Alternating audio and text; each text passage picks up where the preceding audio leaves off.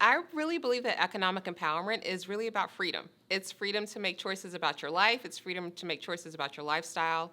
Freedom to make choices about the people you care about. Political empowerment is a really interesting concept because it brings in politics, which we define as who gets what, when, and where, and empowerment, which suggests that there's a process by which people are reclaiming their rights. Educational empowerment is taking control of your own learning and knowledge and using that as a means or a pathway to better yourself.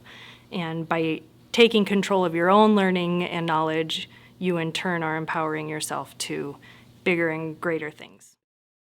So when we talk about social empowerment, we mean that people have power within those relationships in terms of access and control over resources and also in terms of decision making. Psychological empowerment, how I understand it, is taking empowerment and thinking of it from an individual level of analysis. Economic empowerment can be related to women. It's really long and complicated. So by being able to make choices and being able to have jobs and being able to go into the workforce and pursue careers that they're passionate about, it just gives them the freedom to live the lives that they want to live versus lives that society says that they need to live. We cannot have social empowerment without the empowerment of women. And so when women are able to get this education not only through classic academic learning, but through talking with others and peers and experience, they are able to bring an important component to many teams and helps people relate better to them.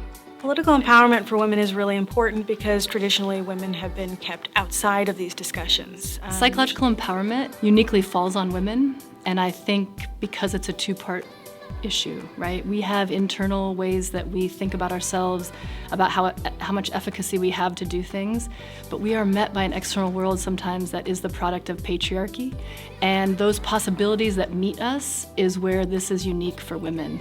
And so it doesn't just matter that I believe I can do things if I'm not met by a world that also believes I can do things. We are living in really interesting times. So there's a lot that binds us, whether it's the climate crisis or whether it's human rights crises, which we see popping up across the world. We see groupings of people that transcend those boundaries. That's something that you can't buy. Like, you can't, just the ability to say, I earned this, I did this, this is mine.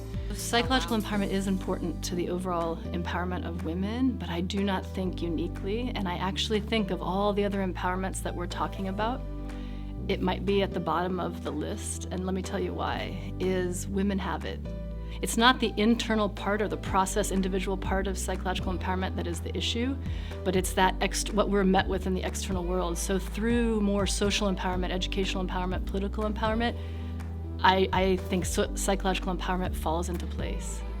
So if we fight for the social empowerment of women, if we fight for the social empowerment of those people who are not white, who are LGBTQ, who are indigenous, who are disabled, who are religious minorities, if we fight for all of their social empowerment, we gain social empowerment for all of us.